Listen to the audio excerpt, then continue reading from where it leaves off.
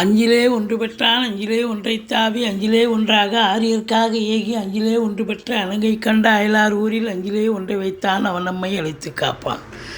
ஓம் அனுமந்தாய வித்மகே வாயு புத்திராய தீமகே தந்தனோ மாருதி பிரச்சோத்யாத். உலகெங்கிலும் வாழ்ந்து கொண்டிருக்கும் டிவி நேயர்களுக்கு டாக்டர் சைதை ராஜாவின் அன்பான வணக்கங்கள். நாம் இப்பொழுது இந்த எபிசோடில் குரு வக்ரமாகிறார் 120 நாள்.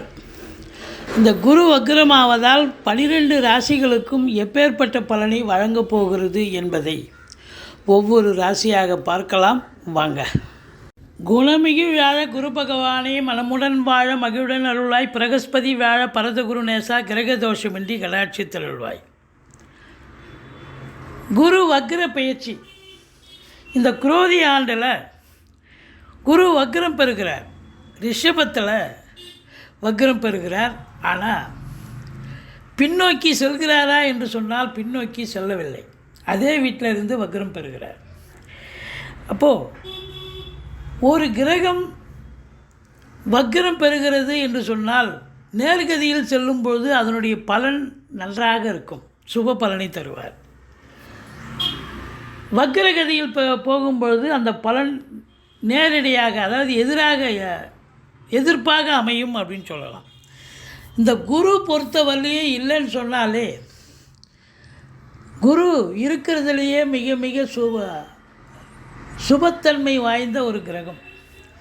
குரு இருக்கிற இடமும் நல்லது செய்வார், பார்க்குற இடம் கோடி புண்ணியன்னு சொல்லி கேள்விப்பட்டிருக்கீங்க. குருவுக்கு தான் இருக்கிற இடத்துல இருந்து 5ஆம் இடம், 7ஆம் இடம், 9ஆம் இடத்தை குரு பார்க்குறார். குரு பார்க்குறதால தான் குருவனுடைய பார்வை ஒவ்வொரு பாவத்துக்கு, அதாவது சில எந்த லக்னத்தில் யார் பிறந்திருந்தாலும்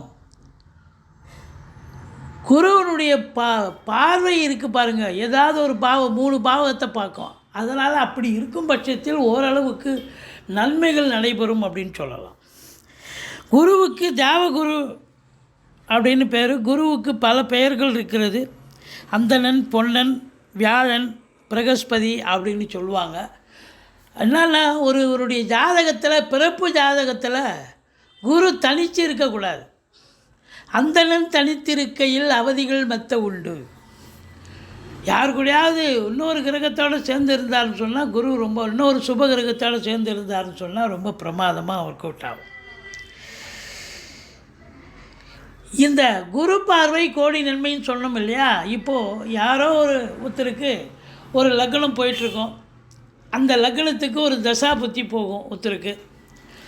எந்த தசாபுத்தி, அதை ஒரு கடக லக்னம்னு வைங்க, செவ்வாய் என்னுடைய தசாபுத்தி போகுது அப்படின்னா, செவ்வாயை குரு பார்த்தாலோ குரு சேர்ந்தாலோ அந்த நடக்கிற தசாபுத்தியை, புத்திநாதனை குரு பார்க்குறார், இல்லை குரு சேர்ந்திருக்கிறார், இல்லை குரு சாரம் பெற்றிருக்கிறார்.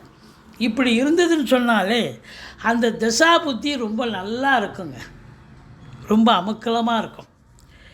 அப்படி இந்த குருவனுடைய நிலை பார்த்திங்கன்னா, ஒரு தீய கிரகம் இருக்குது, தீய கிரகத்தினுடைய தசாபுத்தி நடக்குது. அப்போது குரு பார்வையில் இருக்குதுன்னு சொன்னால் அந்த தீய குணங்கள் அந்த அளவுக்கு இருக்காது, ஓரளவுக்கு நன்மைகள் நடக்கக்கூடிய ஒரு சூழல் ஏற்படும் அப்படின்னு சொல்லலாம். குரு பாருங்கள், உச்சமடைகிறது கடகத்தில் உச்சமடைகிறார். நீச்சமடைகிறது மகரத்தில் நீச்சமடைகிறார். ஆட்சி பெறுவது தனுசு, மீனம். இதில் பார்த்தீங்கன்னு சொன்னால், இப்போது ஒரு கிரகம் ஆட்சி பெற்றிருக்கு. இப்போ தனுசு மீனத்தில் குரு ஆட்சி பெற்றிருக்கார். ஆனால் வக்ரம் ஆயிட்டார் அப்படின்னு சொன்னால், குருன்னு போட்டு போட்டு ப்ராக்கெட்டில் போட்டிருப்பாங்க வக்ரம்னு, இல்லை இங்கிலீஷில் ஆர்னு போட்டிருப்பாங்க, ரிவர்ஸ். அப்போது இப்போ ஒரு கிரகம் ஆட்சி பெற்றிருக்குன்னா சூப்பராக பலனை தரும். ஆனால் அதுவே வக்ரம்னு போட்டாங்க அப்படின்னு சொன்னால் அது நீச்ச பலனை தரும், சரியான ஒரு பலனை எதிர்பார்க்க முடியாது. அதுபோல் உச்சம் பெற்ற கிரகம், இப்போ கடகத்தில் உச்சம் பெறுகிறார் அப்படின்னா, வக்ரம் பெறுகிறார், அந்த குரு வக்ரம் ஆயிட்டார்னு சொன்னால் அப்போது நீச்ச பலனை தருவார். இப்போ மகரத்தில் குரு நீச்சமாக இருக்காருன்னு வைங்க, அப்போ அவர் வக்ரமாக இருந்தால் என்ன பலனை தருவார்? அது பார்த்திங்கன்னு சொன்னால் உச்ச பலனை தருவார். அப்படியே ஆப்போசிட். மகரத்தில் குரு நீச்சமாக இருந்து வக்ரம் பெற்றால் அற்புதமான பலனை வாரி வழங்குவார், உச்ச பலனை தருவார் அப்படின்னு நம்ம சொல்லணும். இப்போ ஒருவருடைய ஜாதகம், பிறப்பு ஜாதகத்தில்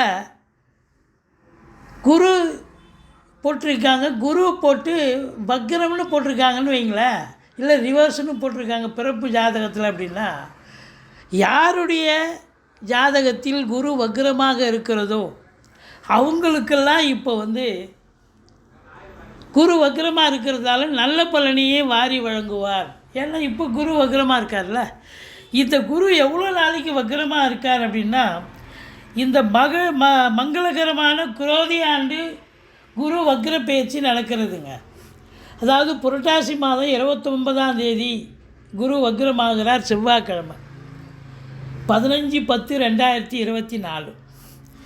இந்த குரு வக்ர நிவர்த்தி அடைகிறது மங்களகரமான குரோதி ஆண்டு தை மாதம் 29ஆம் தேதி குரு வக்ர நிவர்த்தி வருகிறார் 11/2/2025. சுமார் 120 நாள் குரு வக்ரமாகிறார். 120 நாளுங்கிறது 4 3 12 கிட்டத்தட்ட 4 மாதம் ஆகிப்போகுது. இந்த 4 மாத காலமும் யாருக்கெல்லாம் குரு நன்மை செஞ்சாரோ அவங்களுக்கெல்லாம் தீமை பண்ணுவார், தீமை பண்ணிகிட்டு இருந்த குரு நல்லது செய்வார் அப்படின்னு எடுத்துக்கலாம். அதாவது குரு வக்ரம் என்று சொன்னால் முன்மீட்டு பலனை தருவார். அந்த குரு மேஷத்துக்கு வரணும்னு அவசியம் இல்லைங்க, அங்கிருந்து வக்ரமாக இருந்தாலும் அது வக்ரம்தான். அப்போது இந்த குரு பகவான் பொறுத்தவரையிலையும் வக்ரமாக இருக்கிற காலங்கள் இந்த 120 நாள் 15/10/2024 11/2/2025 வரைக்கும் சுமார் 120 நாள். யாருக்கெல்லாம் பிறப்பு ஜாதகத்தில் பர்த் சார்ட்டில் குரு வக்ரமாக இருக்கோ அவங்களுக்கெல்லாம் யோகமான நாள் எடுத்துக்கலாம். நீங்கள் எந்த லக்னமாக இருங்க, எந்த ராசியாக இருங்க, குரு வக்ரமாக இருக்கா கண்டிப்பாக உங்களுக்கு யோகமாக அமையும்.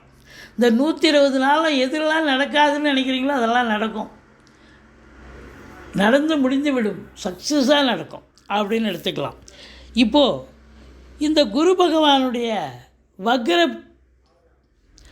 ஆகுது இல்லையா, ஒவ்வொரு ராசிக்கும் எப்பேற்பட்ட பலனை வழங்கப் போகிறது 12 ராசிக்கும் அப்படின்னு பார்க்கலாம் வாங்க. சிம்ம ராசி காலபுருஷனுக்கு 5வது ராசி, மகம் பூரம் உத்திரம் முதல் பாதம் உள்ளடக்கியது. இந்த சிம்ம ராசியை பொறுத்தவரையிலையும் 10ஆம் இடத்துல குரு இருந்தார். இந்த 10ல் குரு இருந்தால் பதவி பறி போகும்னு அப்படின்னு நினச்சிட்டு இருந்தீங்க, இருந்தாலும் நல்லபடியாக தொழில் ரீதியாக உத்தியோக ரீதியாக நல்லா தான் போச்சு அப்படின்னு சொல்லணும். இப்போ அந்த குரு பகவான் வக்ரகதி பெறுகிறார். இதனால் இந்த சிம்ம ராசிக்கு நல்லது நடக்குமா இல்லை கெடுதல் இருக்குமா பாருங்கள்.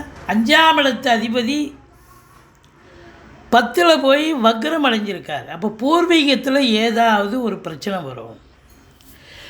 யாராவது உங்கள் சொத்துக்கு ஆட்டை போடுறதுக்கு யாராவது ரெடியாக இருப்பாங்க. அதை நீங்கள் குலதெய்வ வழிபாடு, ரிஷிகள் முனிகள் குருமாருடைய ஆசீர்வாதம் பெற்றுட்டு போயிட்டு வாங்க.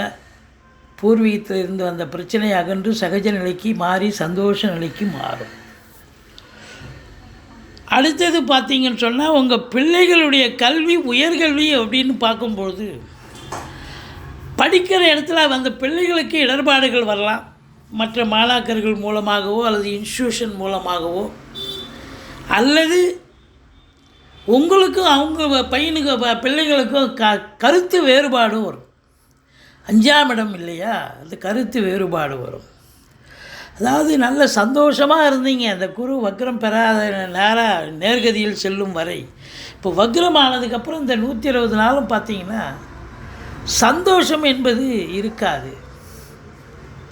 இந்த சீட் ஆட்டோ, race, lottery, speculation, online business, hotel business, share market போன்ற இனங்களில் ஈடுபாடு உள்ளவர்களுக்கு ஒரு அமக்கலமாக இருந்துச்சு இது நாள் வரைக்கும்.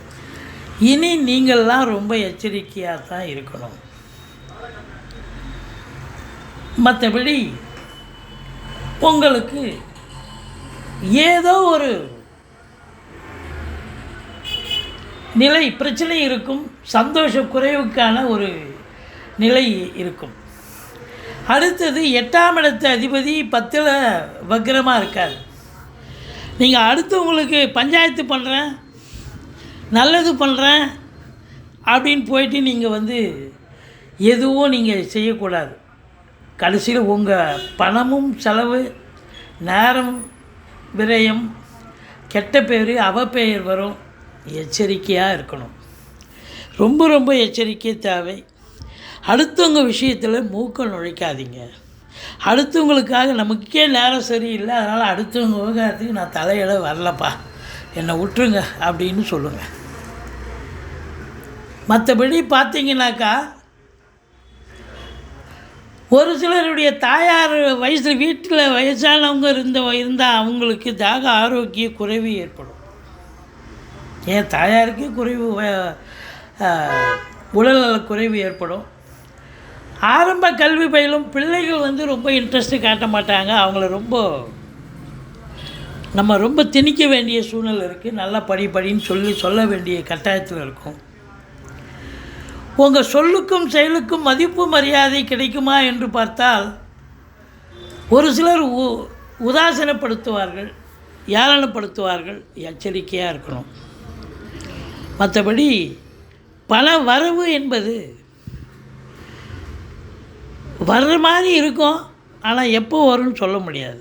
பண வரவு என்பது வரும், எப்போ வரும்னு காத்திருக்கணும். குடும்பத்தில் ஒற்றுமை கூட இதனால் நிலவரம் கலவரமாக மாறுறதுக்கான வாய்ப்புகள் இருக்குது. குடும்பத்தில் கணவன் மனைவி மட்டுமல்ல, குடும்ப உறுப்பினர்கள், வீட்டிற்கு வரக்கூடிய விருந்தாளிகள், இவங்களால் சில பிரச்சனைகள் தேடி வரும். நீங்கள் கொஞ்சம் சூதனமாக நடந்துக்குங்க. மற்றபடி உங்களுக்கு பாக்கியஸ்தானத்தை சனி பார்க்குறதால பாக்கிய குறைவுகள் ஏற்படும்.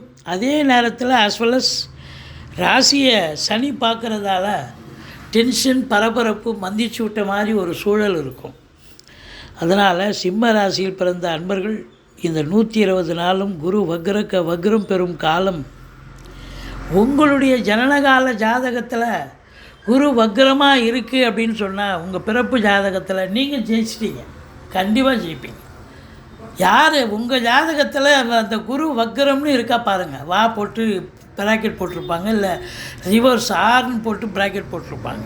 அப்படி இருந்ததுன்னா நீங்கள் கண்டிப்பாக இந்த 120 நாளும் பெரிய லெவலில் ஜெயிக்கக்கூடிய நிலை தேடிட்டு வரும் ஜெயம். ஆனால் மற்றவங்களுக்கெல்லாம் கொஞ்சம் எச்சரிக்கையாக தான் இருக்கணும். குரு தட்சிணாமூர்த்தியை வழிபாடு பண்ணுங்கள். மற்றபடி எச்சரிக்கையாக இருக்க வேண்டிய காலம்.